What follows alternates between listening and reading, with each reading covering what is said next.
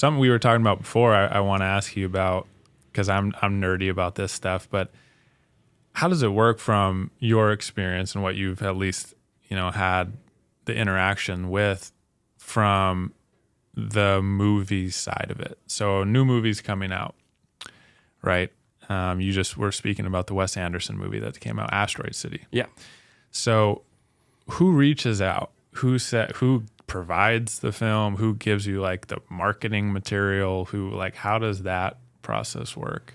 So we have contacts with probably upwards of 30 to 40 distributors.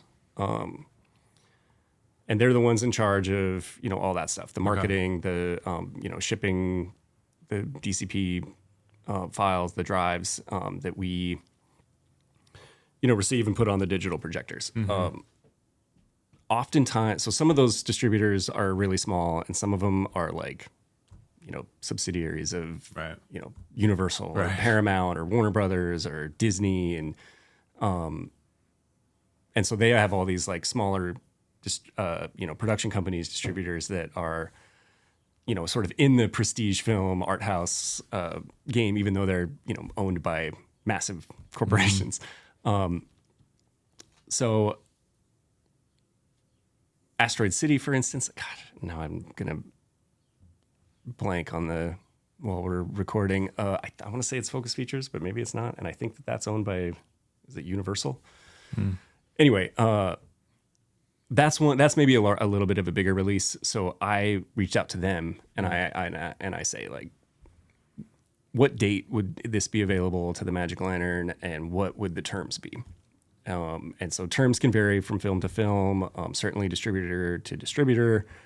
And they get back to me and let me know whether or not we can that's one that obviously played at AMC also.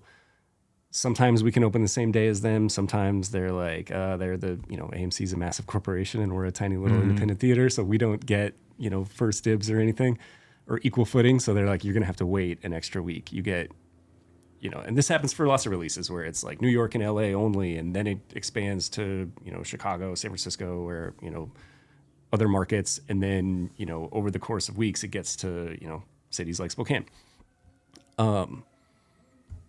So that one, we were delayed a week. Like, we opened that a week after AMC. I thought the terms were reasonable, and I'm happy to do that. Sometimes I'm like, that's just not going to work for us. I can't give you guaranteed 2 screenings a day for 2 weeks. That's too much. If I don't this is one I was like, this is our game. This is one that people will show up for. So I'm happy to show it that many times. But interesting. So they'll literally dictate even down to the detail of they how can, many and times. and then oftentimes, like I said, smaller ones, they'll be like, there's it's 35% versus 250, and meaning they get 35% of the box office at a minimum of $250.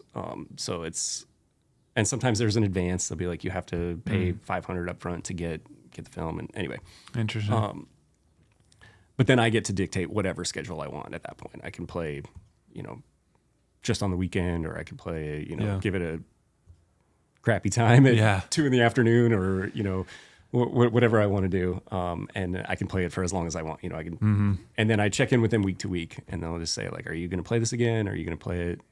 And we just go from there. Yeah. That's interesting. See how it performs. And then I can email on Monday and be like, can I get it again? And, and they give us keys week to week also. Interesting. So they can like the films, we get a digital file, but they're encrypted.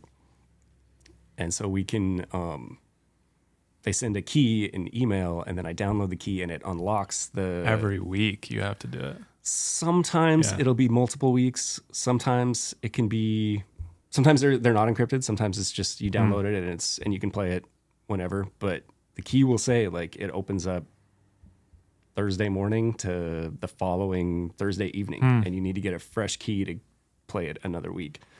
Fascinating. So, I should have negotiated harder on our terms for Real Rad. Not like we had any leverage.